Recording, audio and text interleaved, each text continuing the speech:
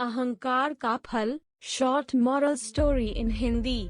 Friends, इस post में हम अहंकार का फल शेयर कर रहे हैं। यह कहानी अहंकार न करने और विनम्र बने रहने की सीख देती है। सुनिए पूरी कहानी। एक समय की बात है। एक गांव में एक मूर्तिकार रहता था। मूर्तिकला के प्रति अत्यधिक प्रेम के कारण उसने अपना संपूर्ण जीवन मूर्तिकला को समर्पित कर दिया था। परिणामतः वह इतना आकार पारंगत हो गया था कि उसकी बनाई हर मूर्ति जीवंत प्रतीत होती थी। उसकी बनाई मूर्तियों को देखने वाला उसकी कला की भूरी भूरी प्रशंसा करता था। उसकी कला के चर्चे उसके गांव में ही नहीं बल्कि दूर दूर के नगर और गांव में होने लगे थे। ऐसी स्थिति में जैसा सामान्यतः होता है वैसा ही मूर्तिकार के साथ भी हुआ।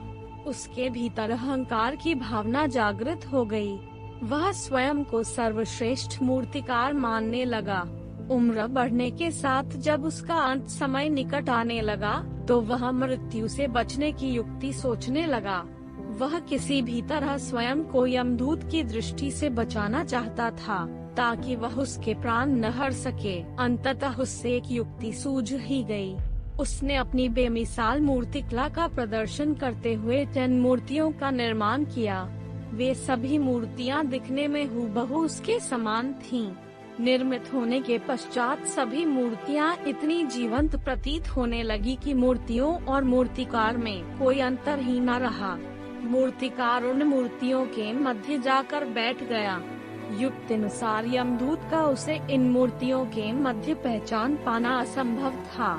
उसकी युक्ति कारगर भी सिद्ध हुई।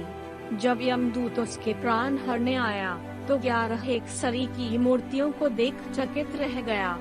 वह उन मूर्तियों में अंतर कर पाने में असमर्थ था, किंतु उसे ज्ञात था कि इन्हीं मूर्तियों के मध्य मूर्तिकार छुपा बैठा है।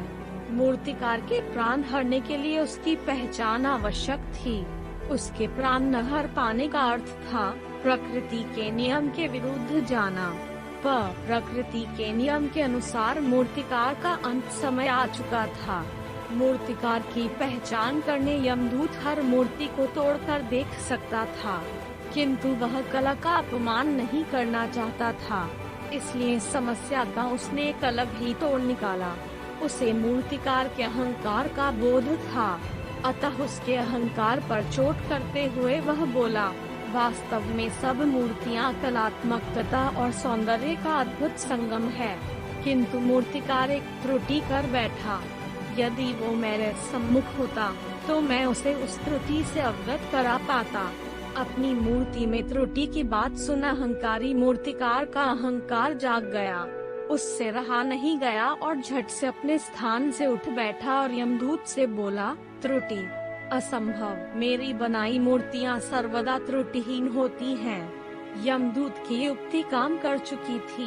उसने मूर्तिकार को पकड़ लिया और बोला, बेजान मूर्तियां बोला नहीं करती और तुम बोल पड़े। यही तुम्हारी त्रुटि है कि अपने अहंकार पर तुम्हारा कोई बस नहीं। यमदूत मूर्तिकार के प्राण हर यमलोक वापस चला गया। सीख, मॉरल ऑफ द स्टोरी, अहंकार विनाश का कारण है, इसलिए अहंकार को कभी भी खुद पर हावी न होने दें। फ्रेंड्स, आपको यह स्टोरी कैसी लगी? आप अपने कमेंट्स के